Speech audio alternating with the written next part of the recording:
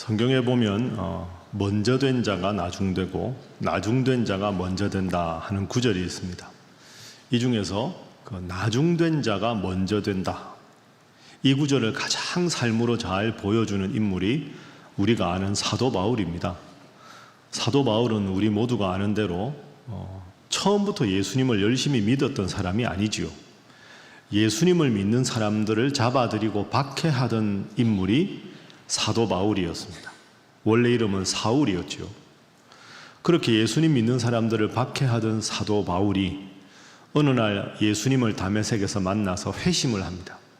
그리고는 예수님 믿는 사람들을 박해하던 사람이 예수님을 가장 잘 믿고 예수님을 가장 잘 열심히 전도하는 사람이 됩니다.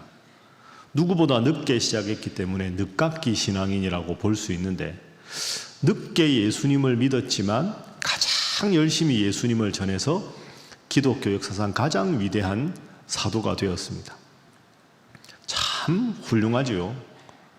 그런데 사도 바울이 그렇게 훌륭한데 정말로 훌륭한 점이 또 하나가 있습니다. 그건 바울이 예수님의 이름을 전하면 전할수록 수많은 업적을 남기고 수많은 기적을 일으키고 수많은 사역의 열매가 있었는데도 더 겸손했다는 겁니다.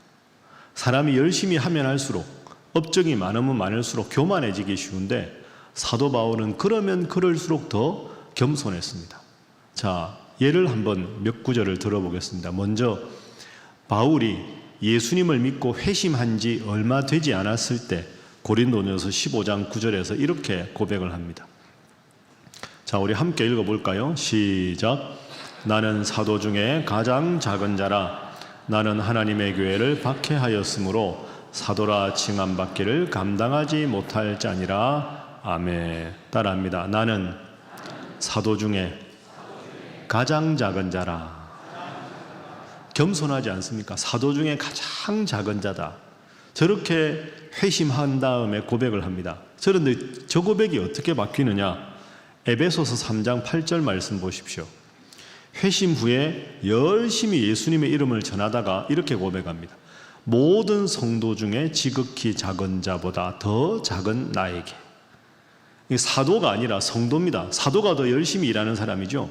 사도보다 더 겸손하게, 나는 사도라고 칭함받기에는 부족하고 성도들 중에서도 지극히 작은 자보다 더 작은 나다. 더 겸손해졌죠. 근데 저게 생애 말년이 되면 더 겸손하게 변합니다. 디모데전서 1장 15절 말씀 보십시오. 순교를 앞두고 생애 말년인데 미쁘다 모든 사람이 받을 만한 이 말이여 그리스도 예수께서 죄인을 구원하시려고 세상에 임하셨다 하도다. 한번 따라해 보시죠. 죄인 중에 내가 괴순이라. 모든 죄인 중에 나는 가장 나쁜 괴수에 불과하다. 그러니까 여러분, 사도 중에 작은 자다. 성도 중에 작은 자보다 작다. 그 다음에는 죄인 중에 제일 죄인이다. 더 겸손해지죠. 여러분, 이게 참 쉽지 않습니다. 업적이 많아질수록, 내가 한 일이 많아질수록 드러내고 싶어 하는데 바울은 점점 더 겸손해집니다. 어떻게 이렇게 살 수 있었을까요? 저나 여러분이나 이렇게 주님 앞에 겸손하게 살아야 되는데 이게 얼마나 어렵습니까? 어떻게 바울은 그렇게 겸손할 수 있었을까? 그 열쇠가 되는 본문이 있습니다. 바울이 평생 마음에 이 본문의 고백을 했기 때문에 바울이 겸손할 수 있었다. 여러분들도 이 구절을 꼭 기억하십시오. 우리가 평생 겸손하게 살고 신앙의 목표로 삼아야 될 중요한 구절입니다. 바울에게 어떻게 보면 가장 중요한 본문, 그게 바로 오늘 우리가 함께 읽은 본문입니다. 설교 본문 갈라디아서 2장 20절 말씀. 이 좀 긴데요. 사실 여러분 다 외웠으면 좋겠는데 한번 함께 읽어봅니다. 시작. 내가 그리스도와 함께 십자가에 못 박혔나니 그런즉 이제는 내가 사는 것이 아니요 오직 내 안에 그리스도께서 사시는 것이라. 이제 내가 육체 가운데 사는 것은 나를 사랑하사 나를 위하여 자기 자신을 버리신 하나님의 아들을 믿는 믿음 안에서 사는 것이라. 아멘. 내가 지금 살고 있는데 내가 사는 게 아니라 내 안에 예수님께서 사신다. 나는 예수님을 믿는 믿음 안에서 평생 살겠다. 이 고백이 있으니까 내가 나를 드러내는 게 아니라 나를 통해 주님이 드러나면 그것으로 감사한다. 그러니 바울이 겸손할 수 있었던 거죠. 이게 바울의 신앙의 핵심입니다. 한번 저를 따라해 보시죠. 나는 죽고 예수로 사는 삶. 이게 우리 신앙의 목표입니다. 다시 합니다. 나는 죽고 예수로 사는 삶. 이런 삶으로 살아가기 위해서 목표를 정하고 기도하는 여러분 되시기를 주님 이름으로 축복합니다. 참 어렵습니다. 나의 모든 욕심을 죽이고 주님만 드러내는 삶. 우리 신앙생활의 목표인데 어떻게 이것이 가능한가? 오늘 말씀을 통해서 한번 살펴보겠습니다. 자, 우리가 가져야 할 신앙의 목표가 바로 이 말씀인데, 나는 죽고, 그러니까 첫 번째는 내가 죽는 것. 내가 어떻게 살아있는데 죽습니까? 내가 죽는다는 말은 내 욕심대로만, 내 욕심만 추구하는 삶을 다 없애야 한다. 이런 뜻입니다. 그래서 오늘 본문 갈라디아 2장 20절 시작할 때 사도 바울은 나는 그리스도와 함께 십자가에 못 박혔다. 바울이 지금 말을 하고 있는데 어떻게 십자가에 못 박힙니까? 그 말은 나는 내 욕심만 추구하는 모든 이기적인 모습은 십자가에 다 못 박은 삶을 살겠다. 흔히 하는 대로 자기 부정의 삶을 살겠다. 이런 뜻입니다. 내 욕심대로 추구하는 모든 내 중심의 삶은 다 버리는 삶을 내가 살아가겠다. 나를 죽인다. 나를 부정한다. 여러분, 이게 쉽습니까? 어렵습니까? 어렵습니다. 막 내 욕심 추구하고 싶고 내 마음대로 하고 싶고 내 충동대로 하고 싶은 마음이 얼마나 많겠습니까? 쉽지 않습니다. 제가 여러분들께 질문을 한번 드려볼까요? 제가 두 가지를 제시하면 여러분이 선택해 보십시오. 여러분, 어려운 게 좋습니까? 쉬운 게 좋습니까? 쉬운 거. 솔직히 말씀하십시오. 그죠? 예. 재미없는 게 좋습니까? 재밌는 게 좋습니까? 재밌는 거. 지루한 게 좋습니까? 즐거운 게 좋습니까? 즐거운 거. 그럼 여러분 대답하면 쉬운 것, 재밌는 것, 즐거운 것. 사람들은 다 가만히 두면 이걸 추구합니다. 어렵고 지루하고 재미없는 거 필요 없고 쉽고 재밌고 즐거운 것, 그거 추구합니다. 그러면 쉽고 재밌고 즐거운 것, 얘가 뭐가 있을까요? 예를 들어서 이제 청소년부 수련회를 이번 주간에 하는데 청소년들 한번 생각해 보십시오. 아이들이 요즘 덥고 이렇잖아요. 학원 가기 싫고 그럼 PC방 많이 갑니다. PC방을 간다. PC방 가면 아이들은 자기가 하고 싶은 거 하니까 재밌고 즐겁고 돈 좀 내면 집 앞에 있으니까 학원 옆에 있으니까 쉽잖아요. 쉽고 재밌고 즐거운 게 PC방입니다. 저는 안 가봤는데 제가 갈 일이 있습니까? 시간 가는 줄 모른답니다. 10시간, 12시간 가뿐하게 가는 그 안에서 라면도 먹고 모든 걸 그 안에서 해결한다는 거죠. 그럼 여러분, 이 더운 날 점심 먹고 친구랑 야, PC방 갈래? 1시간만 딱 하고 오자. 갑니다. 1시간만 하고 나오는 애가 어디 있습니까? 꼭 딱 밤새고 새벽에 나옵니다. 쉽고 재밌고 즐거운 일을 열심히 했지요. 나오면서 뿌듯하다. 보람이 있다. 야, 이런 청소년이 누가 있겠습니까? 큰일 났다. 야, 엄마한테 뭐라 그러냐? 돈은 돈대로 쓰고, 야, 숙제는 안 했고, 엄마 뭐라 그럴 텐데, 너 왜 나 안 말렸냐? 너 좀 말리지. 막 서로 티격태격합니다. 서로 좋아 가놓고 서로 안 말렸다고 불평하는 거죠. 쉽고 재밌고 즐거운 일, 별로 좋은 일이 아닙니다. 여러분이 이야기를 해볼까요? 청소년들 말고 작년은 쉽고 재밌고 즐거운 일이 뭐가 있을까요? 예를 하나 들면 제가 주일날 새벽에 교회 5시 반에 오거든요. 그러면 집에서 5시 좀 넘어 나오지 않습니까? 늘 아파트에서 나오면 꼭 만나는 분들이 있어요. 누굴까요? 골프 가방 메고 골프 가는 분들. 야, 제가 그 열심히 탐복을 합니다. 봄이고 여름이고 가을이고 겨울이고 새벽 5시 되면 차 비상등 켜고 몇 대가 있습니다. 전부 골프 가방 메고 거기다가 대고 막 얼마나 좋은지 악수하고 막 껴안고, 그리고 저 출근하는 그 시간에 골프장 갑니다. 야, 여러분, 새벽 5시에 골프장 간다는 게 얼마나 기쁘면 그렇게 만면에 웃음을 띠고 쉽고 재밌고 즐겁고 그런가 봅니다. 저는 안 해서 모르겠는데 여러분 아시죠? 아시는 분은 여기 교회 안 오셨겠죠?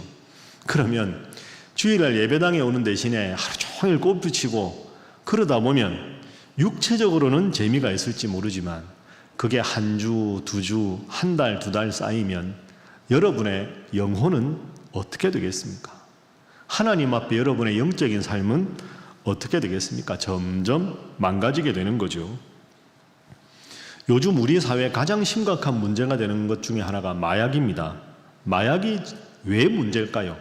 가장 쉽게, 가장 짧은 시간에 가장 큰 쾌락을 얻을 수 있는 게 마약입니다. 쉽습니다. 마약 구하기 요즘에.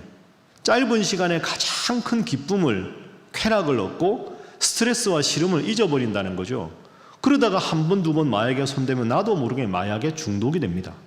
마약 중독이 얼마나 무섭고 얼마나 끔찍한가는 제가 말씀드리지 않아도 여러분 다 알고 계십니다. 인생이 망가집니다. 심각한 문제가 생기는 거죠. 자, 이렇게 생각해 보면 여러분 대답하시는 그대로 쉬운 거, 재밌는 거, 즐거운 거는 좋은 게 없습니다. 그렇죠? 쉽고 재밌고 즐거운 건 대부분 우리 인생에 나쁜 겁니다. 그렇다면 내 욕심대로 쉽고 재밌고 즐거운 걸 추구하는 삶을 버린다. 이게 유혹이 크기 때문에 버린다는 게 참 쉽지 않습니다. 그런데 어떻게 바울은 그 쉽고 재밌고 즐겁고 내 욕심대로 살아가는 삶을 버렸다 이렇게 말할 수 있었을까요? 어떻게 하면 우리도 바울 같은 고백을 할 수가 있을까요? 자기 부정이 가능한 중요한 근거가 있습니다. 그것이 오늘 본문에 나옵니다. 한번 저를 따라해 보시죠. 내가 그리스도와 함께 십자가에 못 박혔나니. 그러니까 내가 십자가에 못 박혔다는 것은 내가 내 욕심을 버렸다는 데 중요한 건 그리스도와 함께가 중요합니다. 내 마음대로는 나를 부정할 수 없는데 예수님과 함께 그래야 십자가에 못 박을 수 있다. 내가 사는 게 아니라 내 안에 누가 산다? 그리스도 예수님께서 원하시는 삶을 내가 살아간다 하는 것이죠. 그래서 오늘 본문의 두 번째 교훈은 이것입니다. 우리가 가져야 할 신앙의 목표 두 번째는 자기 부정의 삶을 넘어서서 주님과 함께 살아가는 거죠. 내 안에 내 욕심으로 가득 찬 삶이 아니라 예수 그리스도와 함께 주님과 함께 살아가는 삶을 살아야 내가 내 욕심을 다 버리고 살아갈 수 있다 하는 겁니다. 쉽지 않습니다. 여러분 어렵죠? 인생 살다 보면 곳곳에 이런 유혹이 있습니다. 참 인생을 잘 살아간다. 이게 생각보다 너무너무 어려운 그런 일입니다. 그리고 인생을 끝까지 살아보고 다시 살아보는 사람은 지구상에 아무도 없습니다.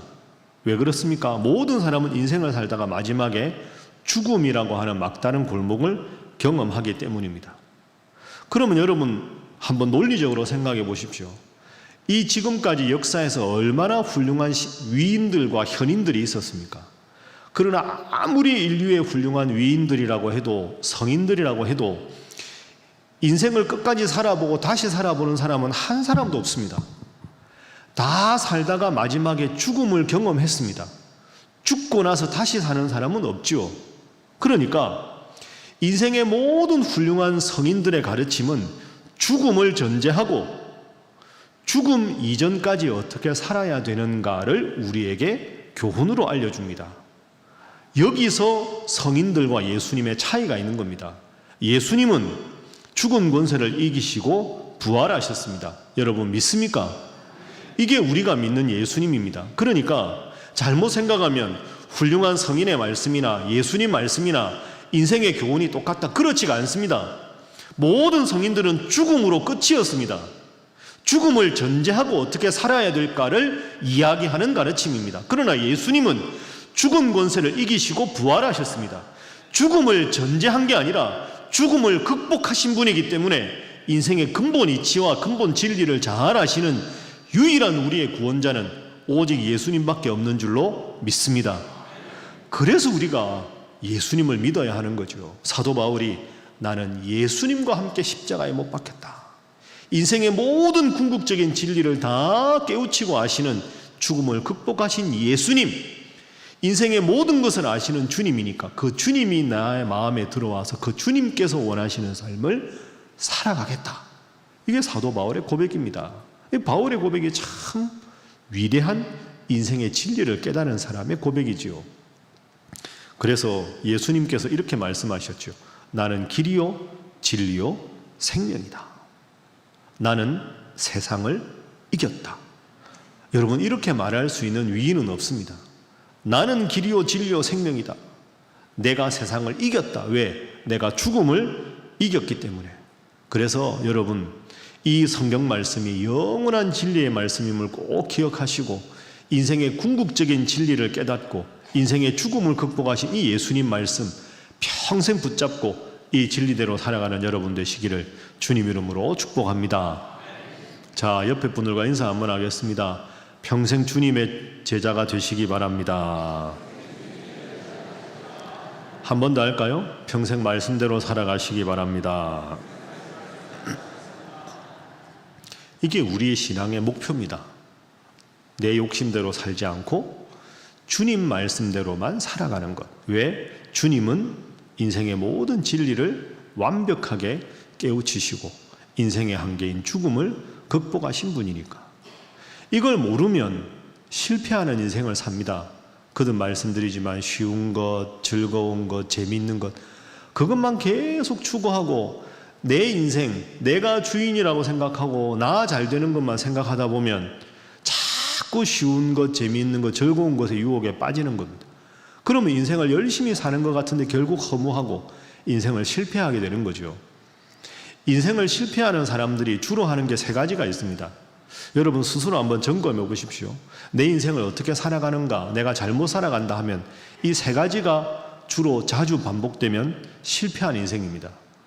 후회, 비교, 그 다음에 고민 세 가지입니다. 후, 비, 고. 귀를 후빈다. 후, 비, 고. 후회, 그 다음 뭐라고요? 비교, 세 번째 고민. 인생이 내가 주인이라 생각하면 항상 후회합니다. 그때 그렇게 할 걸. 기도하고 결정을 하지 않고 내 생각대로만 하니까 그때 그렇게 할 걸. 내가 왜 그랬을까? 끊임없이 인생을 돌아보면서 후회합니다. 두 번째는 비교합니다. 누구누구는 더 나은데 자식들을 향해서 넌 왜 그 모양이냐? 끊임없이 나와 남을 비교하는. 그러면 열등감에 빠지지요. 열등감에 빠지면 주눅든 삶을 삽니다. 나보다 더 잘하는 사람 많으니까. 열등감에 빠지고 주눅이 들게 되면 인생의 흥미와 매력을 못 느낍니다. 매력 없는, 재미없는 인생이 되는 거죠.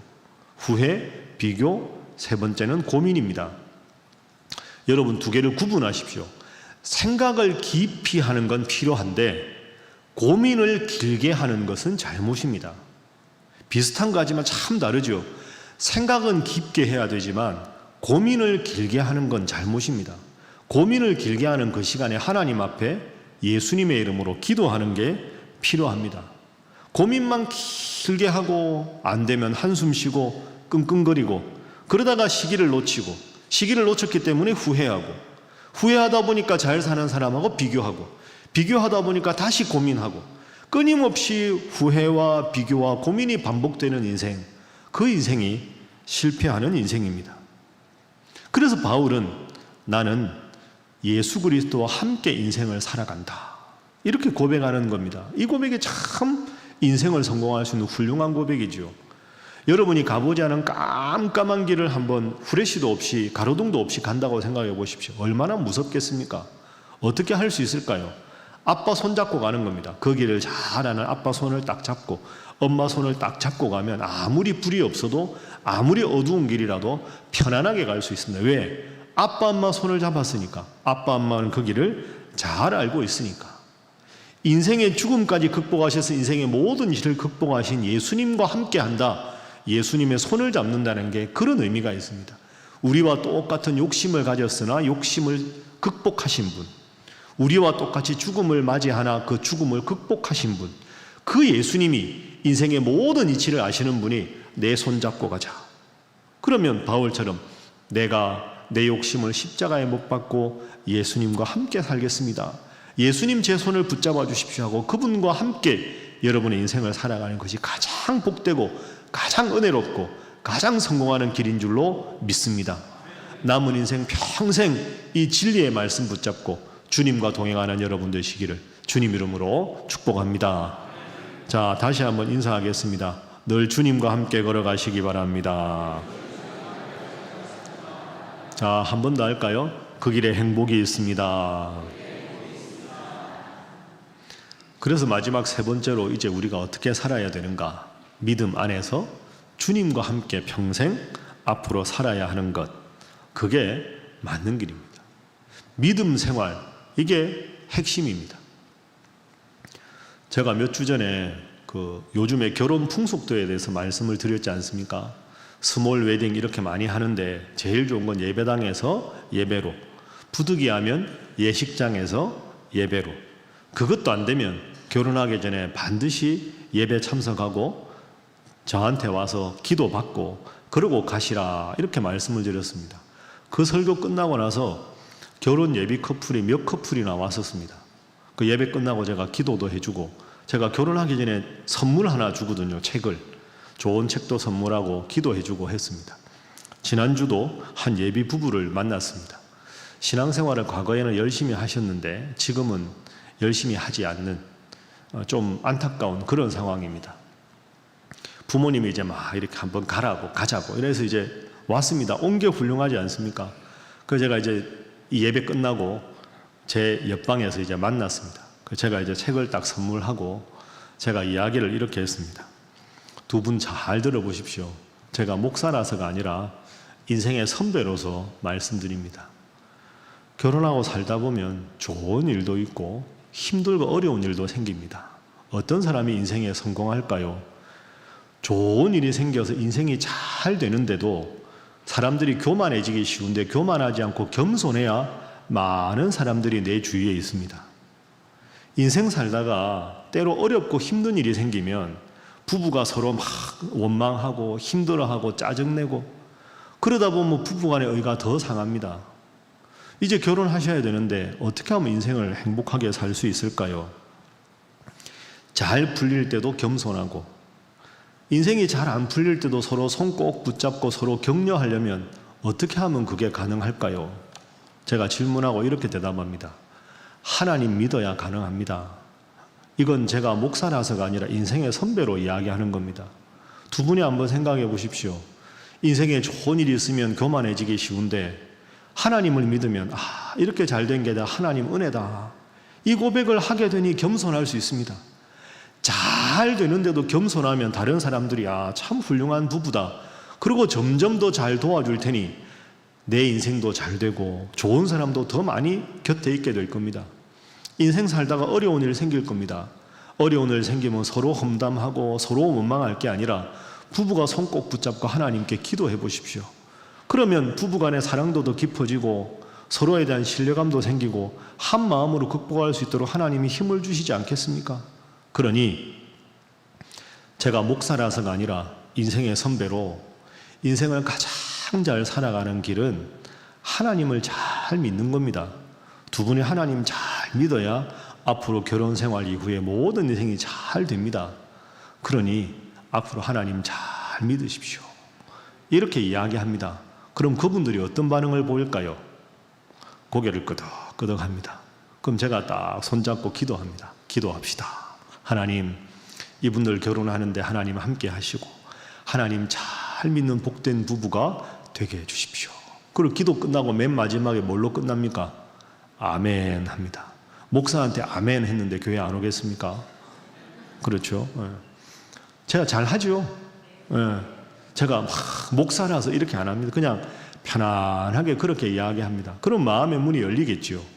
그 다음에는 여러분들이 하는 건 너무 강하게 하지 말고 오늘 모임 어땠냐, 예배 드리니까 어땠냐, 참 목사님 말씀 들어보니까 둘이 행복하게 살려면 믿음 생활 잘하는 게 필요하니 나도 기도할 테니 그렇게 살면 좋겠다. 그리고 여러분이 권면해서 하나님 잘 믿는 복된 가정 그렇게 만들어야 되지 않겠습니까?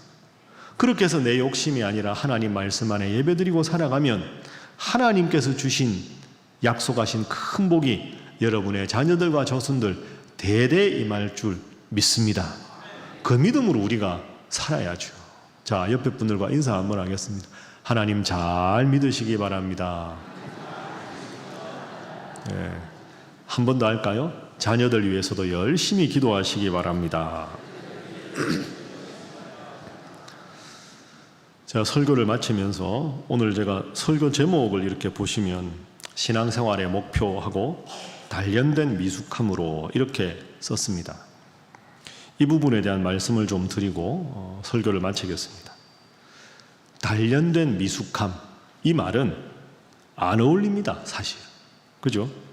단련이 돼서 익숙해지면 원숙해져야 됩니다. 그러니까 단련된 원숙함이 맞습니다.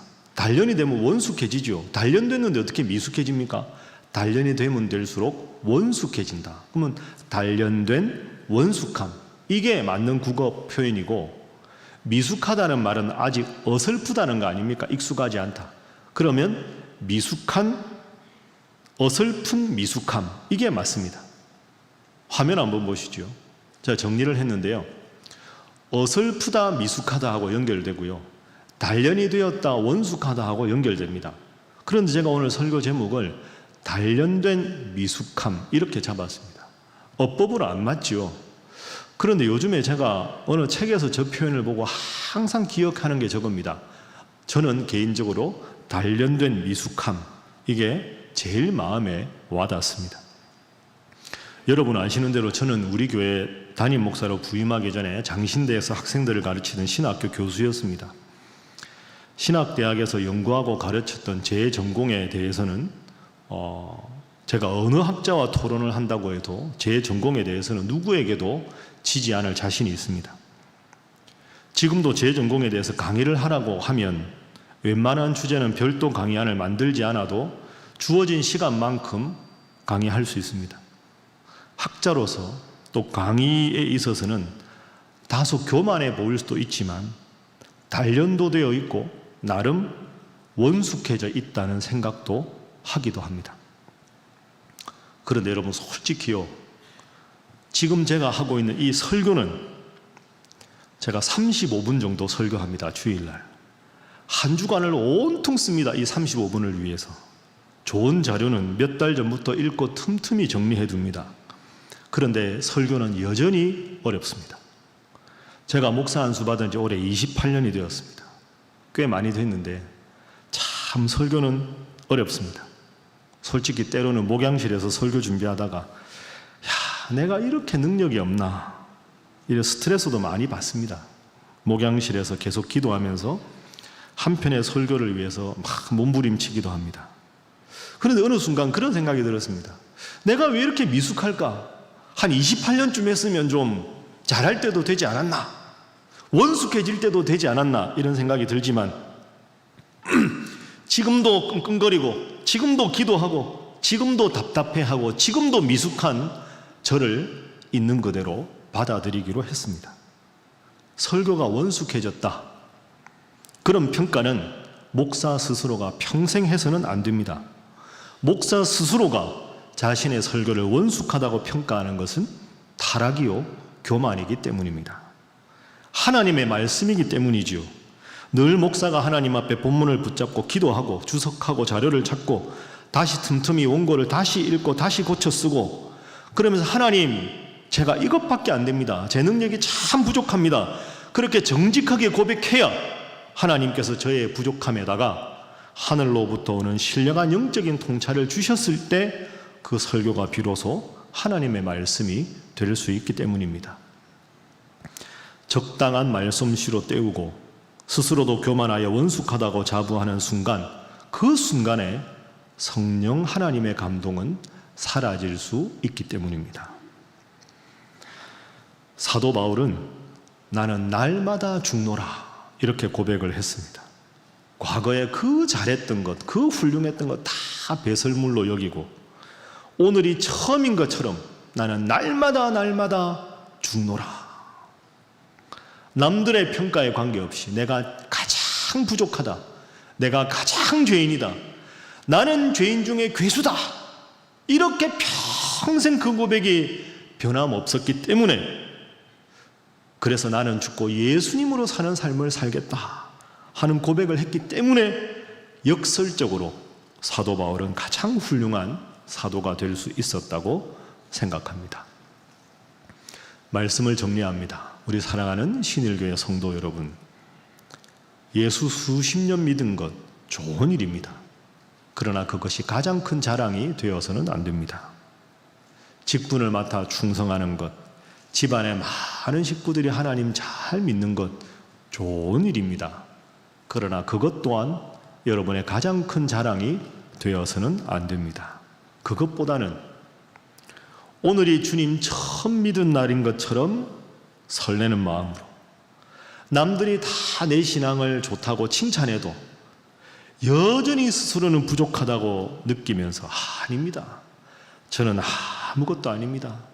저는 여전히 부족합니다. 부족한 저를 위해서 열심히 기도해 주십시오. 그리고 그렇게 진실하게 고백할 수 있어야 합니다. 내가 진실하게 낮추는 그 자리에 우리 주님께서 높임을 받으시기 때문입니다. 그게 바로 오늘 사도 바울의 고백입니다. 내가 그리스도와 함께 십자가에 못 박혔나니 그런즉 이제는 내가 사는 것이 아니요 내 안에 그리스도께서 사시는 것이라. 나는 주님 믿는 믿음 안에서 평생 부족하다 고백하며 살아가겠습니다. 이 고백 여러분의 신앙의 목표로 정확하게 세우시고 늘 주님의 앞에서 겸손하게, 그래서 주님께서 여러분을 높여주시는 그런 복된 인생 살아가시기를 주님 이름으로 축복합니다. 기도하겠습니다. 사랑의 하나님, 주님께서 허락하신 인생인데 저희들은 연약하여 내 인생이라 착각하며 그저 쉽고 즐겁고 재미있는 것만 추구하며 죄악 가운데 살아가곤 합니다. 주여 불쌍히 여겨 주옵소서. 험해도 보람된 길, 멀어도 진리의 길, 어려워도 참된 길, 주님 걸어가신 믿음의 길을 따르게 하여 주옵소서. 그 길이 참으로 내 행복을 보장하는 길이라 분명히 믿게 하시고 주님만 바라보며 나는 죽고 예수로 사는 삶을 살아가되 단련된 미숙함을 고백하며 살아가게 하여 주옵소서. 예수님의 이름으로 기도하옵나이다. 아멘.